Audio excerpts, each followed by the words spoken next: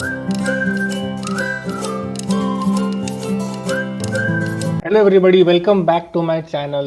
तो आज देखेंगे एक और बहुत ही यूज़फुल फंक्शन एक्सेल में। और ये रिलेटेड है रिगार्डिंग कि हम अगर दो डेट्स हैं और उसके बीच में अगर हमको डिफरेंस ऑफ डेट कैलकुलेट करना है, बट डिपेंडिंग ऑन सिचुएशन अलग अलग रिक्वायरमेंट्स हो सकती है। हो सकता है कभी हमको सिंपल डेट डिफरेंस कैलकुलेट करना है, हो सकता है कभी हमको एक वर्क डे के हिसाब से डेट डिफरेंस कैलकुलेट करना है। और ये कभी-कभी बहुत ही इम्पोर्टेंट हो जाता है उस कंडीशन में जहाँ पे फॉर एग्जांपल हमने हमारे यहाँ पे कोई डेली वेज पे काम करने वाले लोग हैं और हमको डिसाइड करना है डिपेंडिंग ऑन उन्होंने एक महीने में कितने दिन काम किया है, उसके बेसिस पे हमको उनको पेमेंट करना है। तो हमको एग्जैक्टली हमारी जो रिक्वायरमेंट है उसके हिसाब से हमको नंबर ऑफ डेज कैलकुलेट करने पड़ेंगे और उसके हिसाब से हमको उसको पेमेंट करना है। अगर ये ठीक से नहीं हो पाया तो या तो उनको हम ठीक से पेमेंट नहीं कर पाएंगे, या तो ज़्यादा पेमेंट कर देंगे, या तो हमको मैन्युअली करना पड़ेगा। हमको ये सब करने की ज़रूरत नहीं है, एक्सेल में ये बहुत ही आसानी से हो सकता है। अगर आपको ये वीडियो पसंद आए तो इस वीडियो को लाइक करिए। और अगर आपको चैनल का जो कंटेंट है वो पसंद में आ रहा है और एक्सेल के अंदर और ऐसे क्या टिप्स है वो जानने के लिए आप चैनल को सब्सक्राइब करना ना भूलिए। तो इसी के साथ आज के वीडियो की शुरुआत करते हैं। तो यहाँ पे सिनेरियो ये है कि हमारे पास कुछ एम्प्लॉयज है जो काम कर रहे हैं और उनके हमको पर डे के रेट्स भी यहाँ पे है। और हमने उनको हायर किया था इस दिन पे और मंथली पेमेंट हमको कैलकुलेट करना है और मंथ एंड है, नवंबर एंड। तो हमको फाइंड करना है कि हमको बेस्ड ऑन उन्होंने कितने दिन काम किया हमको उनको कितना पेमेंट करना है।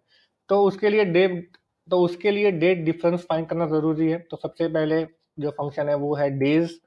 तो डेज में हमको क्या इनपुट्स देना है, एंड डेट और स्टार्ट डेट। तो हमारा एंड डेट है नवंबर एंड, स्टार्ट डेट है जब हमने उनको हायर किया था, तो हमने ये उसको दो आर्ग्यूमेंट्स दे दिए, एंटर दबाया और ये हमारा डेट डिफरेंस कैलकुलेट हो गया। यहाँ पे ध्यान रखिए कि ये सिंपल डेट डिफरेंस कैलकुलेट कर रहा है, 13 नवंबर और 30 नवंबर। तो 13 से लेके 30 तक सारे दिन काम किया है ये अज्यूम करके 17 दिन का डेट डिफरेंस है, तो सिंपल डेट डिफरेंस कैलकुलेट हो रहा है। बट हो सकता है कि हमारे यहाँ पे 5 डे वर्क वीक है, पूरे 7 दिन वो काम नहीं करते, तो उस केस में ये डेज फंक्शन काम नहीं आएगा। उस केस में जो फंक्शन है वो है नेटवर्क डेज। तो तो नेटवर्क डेज में क्या इनपुट्स हैं, स्टार्ट डेट और एंड डेट। तो स्टार्ट डेट फिर से हमारा वही है, एंड डेट ये है। और अभी इसको ये दो इनपुट्स देके एंटर दबाते हैं तो अभी आप देख सकते हैं थोड़ा अलग आंसर आ रहा है, क्योंकि इसमें क्या है, हमने स्टार्ट डेट दिया, एंड डेट दिया, बट डिफॉल्ट में it will consider a 5 day work week. तो 13 से 30 तक अगर आप काउंट करें तो 1 2 3 4 5 6 7 8 9 10 11 12 13 14। तो 14 दिन अज्यूमिंग कि एक 5 डे वर्क वीक है, एज अ डिफॉल्ट वो अज्यूम करेगा और हमको number of working days calculate करेगा। बट आप बोलोगे कि नहीं, हमारे यहाँ तो लोग 6 दिन काम करते हैं तो हमको 6 दिन के हिसाब से कैलकुलेट करना है। तो क्या ये पॉसिबल है? तो डेफिनेटली पॉसिबल है। उसके लिए जो फंक्शन है वो है network days dot I N T L. फिर से इनपुट्स वही है, स्टार्ट डेट, एंड डेट।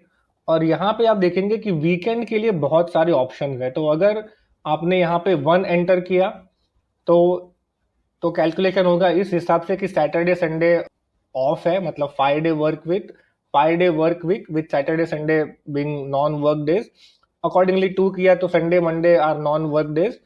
अगर यहाँ पे हम एक केस लेते हैं जहाँ पे हमारा संडे ओनली एक ही दिन छुट्टी है, संडे को एक सिर्फ छुट्टी है, तो हमको एंटर करना पड़ेगा 11। 11 एंटर करेंगे, ब्रैकेट क्लोज करेंगे, एंटर करेंगे। अभी आप देखेंगे तो आपको एक अलग वैल्यू मिलेगा। तो आप ये वैल्यू देखिए और आप ये वैल्यूज देखिए, ये अलग है क्योंकि यहाँ पे 5 डे वर्क वीक है, यहाँ पे 6 डे वर्क वीक है। तो ऑब्वियसली आपको ये नंबर जो है इससे ज्यादा ही मिलेगा। ठीक है, तो ये हमने देखा कैसे हम 6 डे वर्क वीक वाला कैलकुलेशन कर सकते हैं और कैसे 6 डे वर्क इनपुट देके हम लोग वर्क डेज ला सकते हैं। बट अभी आप बोलोगे कि हमारा 6 डेज वर्क वीक तो है, साथ में हमको पता है कि कुछ हॉलीडेज भी है उस मंथ में, हॉलीडेज के दिन हमको पेमेंट नहीं करना है। तो उस केस में कैसे वर्क डे कैलकुलेट करें, या क्या ये पॉसिबल है? तो डेफिनेटली पॉसिबल है।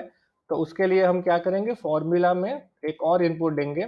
तो ये हमारा स्टार्ट डेट है, ये हमारा एंड डेट है और हमारा वर्क वीक है 6 डे वर्क वीक, तो हमने 11 दिया। और ये 3 दिन हमारे यहाँ मान लो छुट्टियां है, तो हमने ये 3 दिन सिलेक्ट किया। यहाँ पे कर्सर रख के F4 प्रेस करेंगे, फिर से यहाँ पे कर्सर रख के F4 प्रेस करेंगे, तो ये सेल्स लॉक हो गए। ब्रैकेट क्लोज करेंगे, एंटर दबाएंगे, तो ये अभी आ गया वो नंबर ऑफ डेज जहाँ पे हमने छुट्टी कंसिडर करी हुई है। तो आप देख सकते हैं 13 और 30, 6 डे वर्क वीक में 16 दिन है, बट 2 दिन छुट्टी है 13 और 14, तो ऑटोमेटिक 2 दिन कम हो गया और हमको अभी आंसर मिल रहा है 14। अभी आपको अगर पेमेंट कैलकुलेट करना है तो यहाँ पे आप, तो अभी हमको अगर ये कैलकुलेट करना है कि हमको कितना सैलरी या कितना अमाउंट उस एम्प्लॉय को पे करना है फॉर डिफरेंट सिनेरियोज, तो हमको जो हमारा रेट है per day K2 multiplied by, for example ये फर्स्ट केस है जहाँ पे सिंपल हमने डेट डिफरेंस से कैलकुलेट किया है, अज्यूमिंग कि सारे दिन वो काम कर रहा है, तो ये होगा।